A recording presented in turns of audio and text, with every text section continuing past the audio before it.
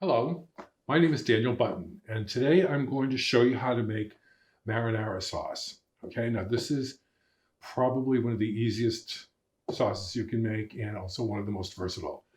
It's used a lot in Italian American cuisine, which we in my family are very fond of.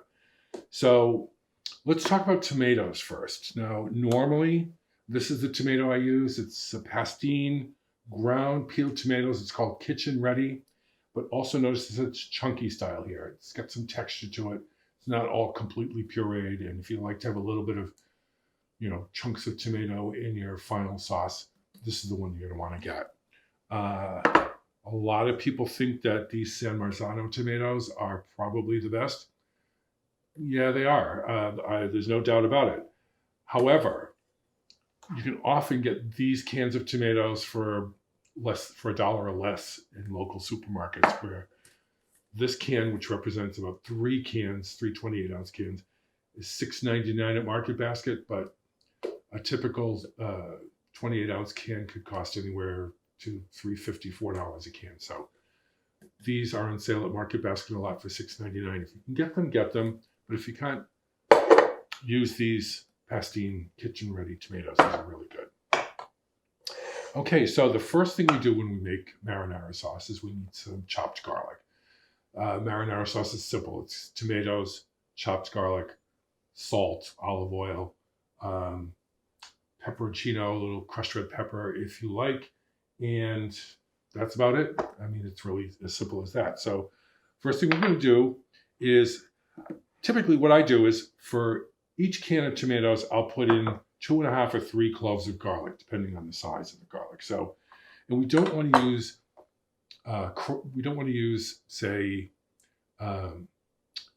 minced garlic in this because the garlic flavor would be far too strong. I like to use sliced garlic in this preparation. So I'm going to slice a couple of cloves of garlic here. I have some more that are already done, just to give you an idea.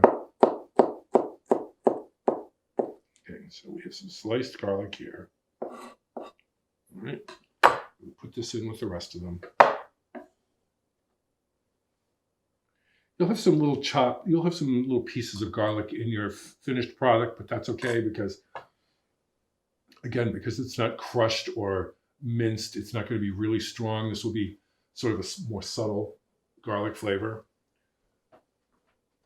Now this is the can of San Marzano tomatoes here. What you're going to see is you've got peeled tomatoes, okay? And we're going to want to crush these with your hands, okay? It's kind of the fun of working in the kitchen. And thing to do is just to reach your hand in there. See, look how beautiful those are. One of the things about San Marzano tomatoes that everyone says are so wonderful is that they don't have a lot of juice in them. There's a lot of pulp, not a lot of seeds, so that you get a nice sauce from that. That's why, again, I like these pastine tomatoes. They don't have a lot of water in them. They don't have a lot of seeds, and there's plenty of pulp. Okay, so I'm going to stick my hand in these tomatoes and give them a good crush. Make sure that you have your hands underneath the juice in here, because if you were to crush these tomatoes without your hands, as you crush the tomatoes, you're going to get squirts of tomato everywhere. It could be a big mess. Okay, but by putting your hands in these tomatoes, you can feel if there's any sort of hard ends. See, this is where the stem was, and if it's really hard, it's not going to break down in the sauce. You can also feel if there's any pieces of like peel that didn't actually get removed. Now here's a kind of a hard stem here. I'm going to take that piece out, throw that away. Get under there and give them a good squeeze. Crush them nicely. Here's another one that's got a kind of a hard stem. I'm going to take that one out.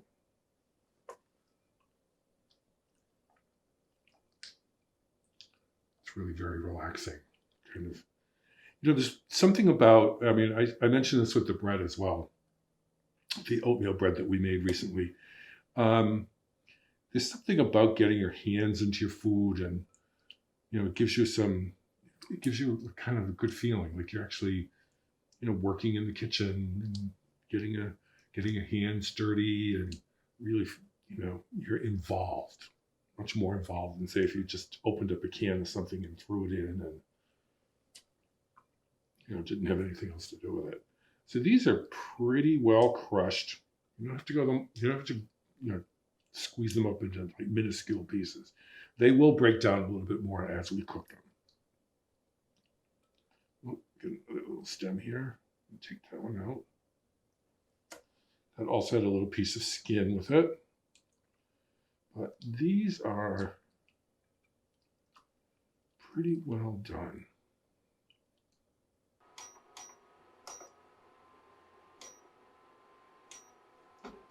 Okay, so we heat the pan up, and we're going to add some olive oil. Now, this is one of the things that you don't have to use your best olive oil. This is just your standard light olive oil. But you want to put a good glug of oil in there because we've got 3 cans of tomatoes, and we'll be sauteing a lot of garlic in there. So you want to wait until that gets good and hot. Won't take long, but you wait until it gets good and hot.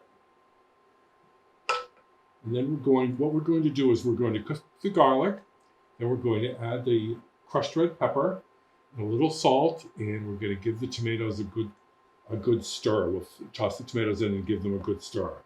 After that, then we'll simmer it, and 20 minutes later it'll be done. Now, just make sure that your pan is hot. I've got my hand slightly over the oil. I can smell the olive oil cooking. Again, these induction cooktops here, heat up pretty fast. So just going to wait. I've got this induction cooktop set at 320. I think I'm actually going to turn it up to 360. So it'll be about the same temperature as a frying pan, electric frying pan. You want it to be about 350. It's still not hot enough yet. Just another moment.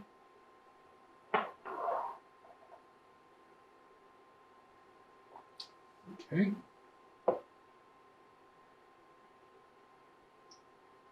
The smell of the olive oil coming up from the pan is really very seductive. It's very, very nice. Means it's heating up. Okay, so that's getting hot. So we're going to start putting some of this garlic in here. And it is starting to sizzle, so that's good. And again, we have 3 garlic cloves per can of sauce or of tomatoes. So that's about 9 garlic cloves sliced. Some more here. Give those a stir.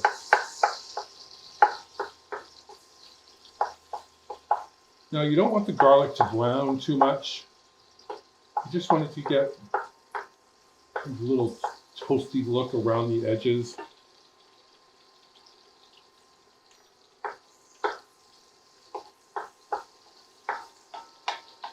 You also want to try and, the reason I'm using this is a bouillabaisse pan rather than a Dutch oven, because what I've found is that if you're cooking garlic in, in one of these pans, and it's the garlic and the crushed red pepper don't have a good amount of oil in there, then the crushed red pepper can stick to the bottom of the pan, and you don't want that. You want anything to stick. You can see that the garlic is getting nicely opaque, and as soon as you start seeing a little bit of browning on the garlic, you see the garlic is in plenty of oil there. If you need to put more oil in, don't hesitate.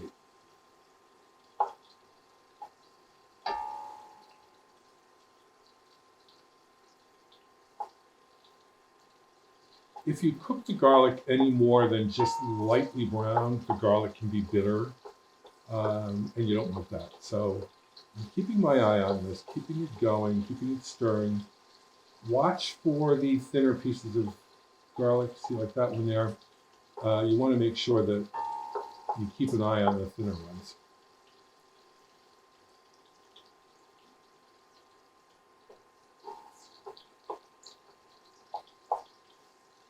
I'm starting to see some very slight browning. And what you'll also notice is See, there's a little browning there. What you'll also notice is that as you drag your spoon across the bottom surface of the pan, it's starting to get a little tacky, a little bit sticky, and that's from the garlic. Okay, this is really starting to brown nicely now, so I'm going to add my crushed red pepper. And we like it a little on the spicy side here, so that's a good pinch of crushed red pepper. You let that go for no more than 30 more seconds. Again, you don't want this to over brown. You can see some nice browning there. That's beautiful. Okay, at this point, I'm going to add the tomatoes. And you just dump them right in there. You see all this tomato in here? You don't want to lose that. So I have some tomato. I have some water in my tomato can.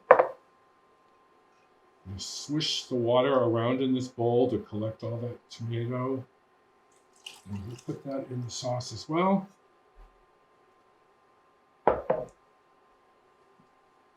We're going to give this a stir.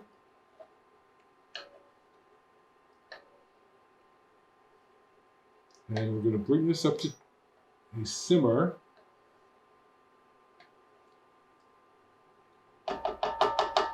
Another thing you want to do at this point is you want to salt the tomatoes. Okay, you don't need a lot because canned tomatoes do have some salt in them most of the time. So I'm just going to put a little bit of a sprinkling of salt. That was about a quarter of a teaspoon of kosher salt, maybe just a little bit more. Give that a stir. See, you still got some chunks in there. That's really nice. We will go in afterwards and use an immersion blender to kind of finish that off a little bit so that the chunks are a little less predominant. It's pretty chunky at this point. So we'll bring this up to a simmer. Well, it looks like we're getting a nice simmer going here. We want to make sure that the entire surface is sort of undulating. That means we're getting a nice simmer going here. We want this really up to heat here because what we're going to do is we're going to put the cover on and we're going to put the cover partially on, and then we're going to let this simmer for 20 minutes.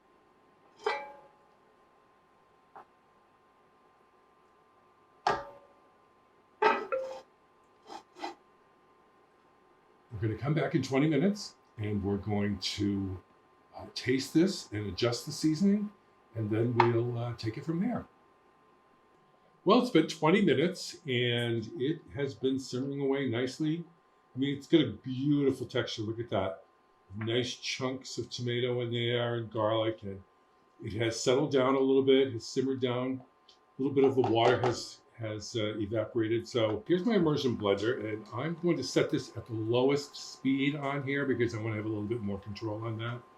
You want to make sure that the head of the immersion blender is underneath the surface, just like when we were crushing the tomatoes, so that the tomato sauce doesn't go all over the place.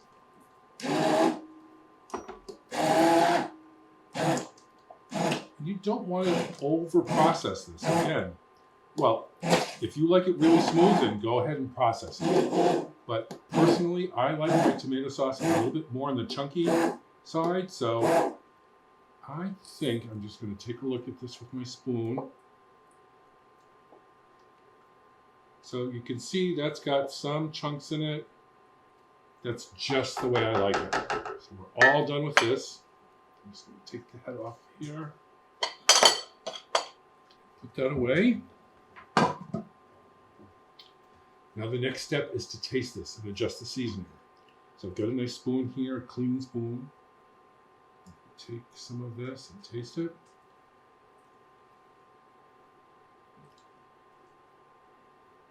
Well, you can really taste, even though I used a light olive oil, you can taste the olive oil in here. It's really nice.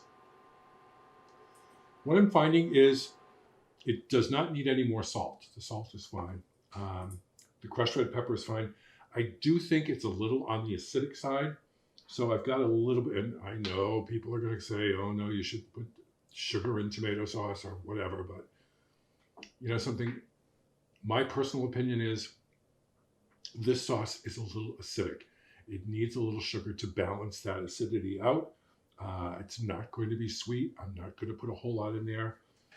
What I typically find is about 3/4 of a teaspoon per 28 ounces of tomatoes is just about right.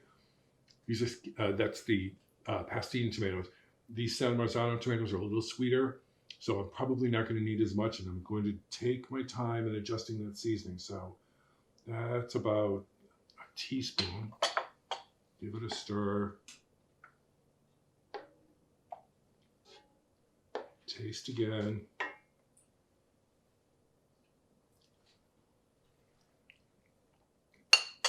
It's just a little bit more.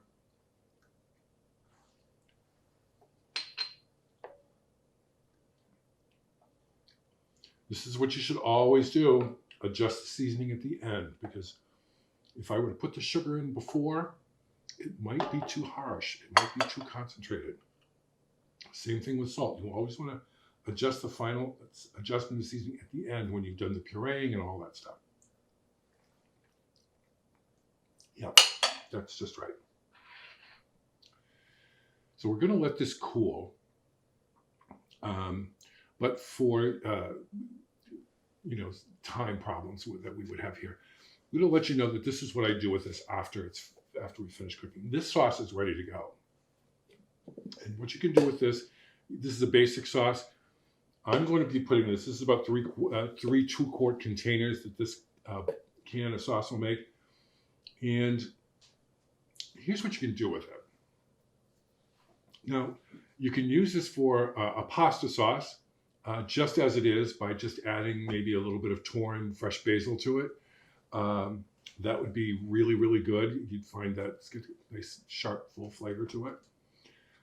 You can take this sauce and you can add some oregano to it, and you can make a pizza with it. That's a very easy thing to do. Again, basic sauce. Another thing that you could probably do with this is, and I've done this oftentimes, is to take this sauce, add some sauteed onion and a couple of bay leaves, and cook my meatballs in this sauce. The bay leaves, it's kind of a nice different taste rather than oregano and basil all the time with tomato. So that's another good way of using this sauce. Say you were making chicken cacciatore, or some sort of a chicken dish. You can always saute your chicken thighs or chicken breasts, whatever you want to use, with some peppers and onions. Add, a couple of cups of this sauce, and you've got a really wonderful dish. So make up some of this.